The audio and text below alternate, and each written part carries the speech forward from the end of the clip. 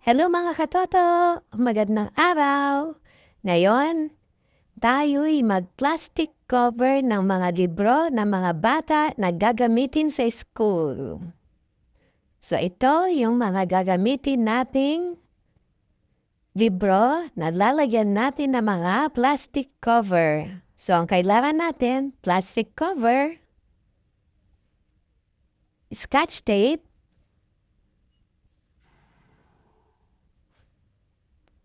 scissors,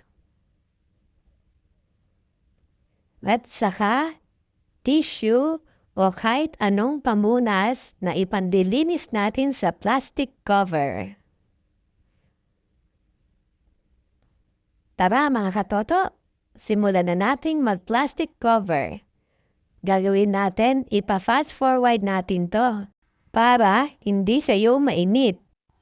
Una nating gagawin ay sukatin ang plastic cover sa libro na babalutin natin, katulad ng ginagawa ko ngayon.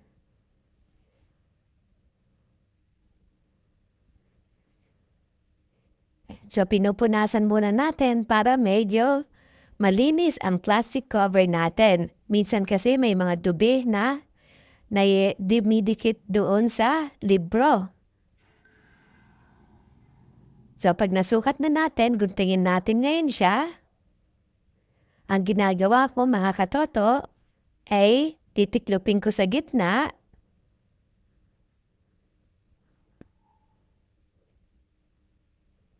Tapos, titiklopin ko ulit siya ng 1/2.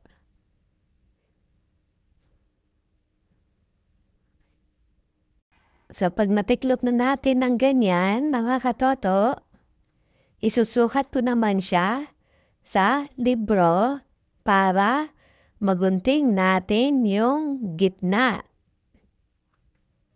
Kailangan kasi natin guntingin yung gitna para madaling matiklop ang plastic cover pag binabalot na natin siya sa libro.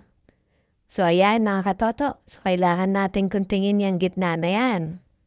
So, kailangan sukat siya sa libro.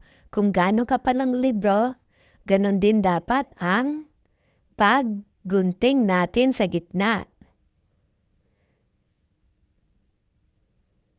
So, ginugunting na natin yung gitna mga katoto. Narito nyo ba yan? Yan ang gagawin natin. So, para madali natin siyang ma-fold, pagka binabalot na natin ng plastic cover yung libro. So, buksan na ulit natin yung plastic cover.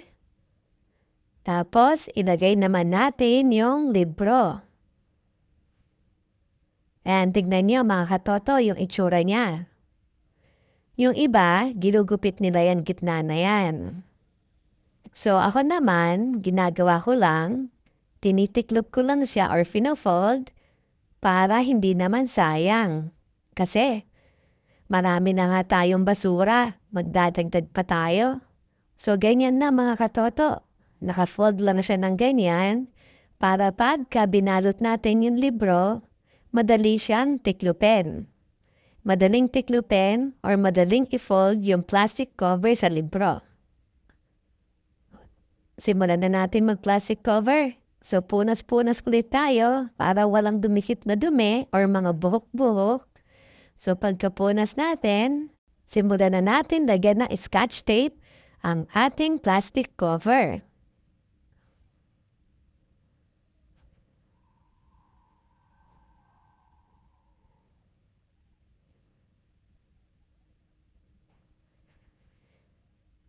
So, ayan mga katoto.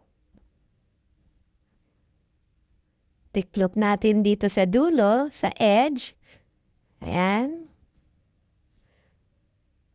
Lagyan natin ngayon siya ng scotch tape. Yung kabilang side naman, tiklop ulit natin siya. Tapos, lagyan natin siya ulit ng scotch tape.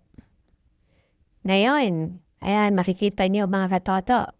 So, para magkaroon ng design, ginagawan ko siya, nilalagyan ko siya ng parang triangle. Yung iba naman, basta ifo-fold na lang yan. Pero tayo, para mas magandang tignan yung pagka-fold natin, lalagyan natin ng design. So ayan mga katoto yung pinakita ko sa inyo kanina. Kaya natin siya ginunting sa gitna para madaling i-fold.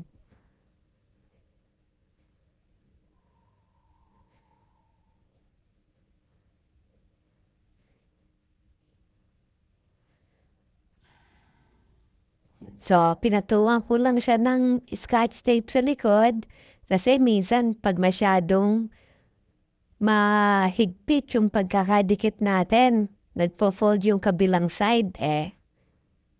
So, ayan, may design lang siya. Nilagyan ko lang ng design. Inangawan ko lang ng gunting para kuminis yung lalagyan natin ng scotch tape. So, pag okay na, lagay natin yung scotch tape para ma-secured yung plastic cover. So, ayan, nag-fold ulit ako na parang triangle para mas magandang tignan. And then, fold ulit natin. So, kailangan lapat na lapat siya para magandang tignan yung plastic cover natin. Hindi siya lukot-lukot tignan.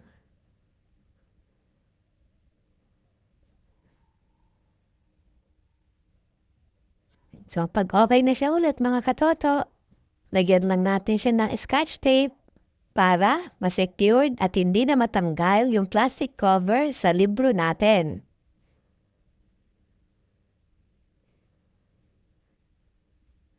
So, ayan mga katoto.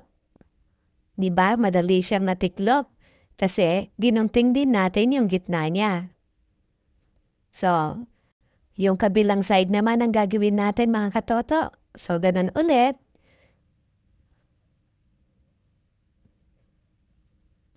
So, pinapantay natin at kinikinis natin para walang lupot yung plastic cover. So, pag okay na, lagyan ulit natin ng scotch tape. Yung kabilang side ulit, lagyan natin ulit na scotch tape.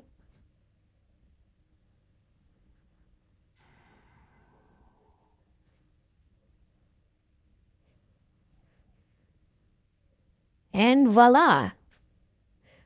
Ngayon, naka-plastic cover na yung libro natin. So, hindi na siya malulukot or hindi na siya madaling masira. So, yan yung ginawa natin.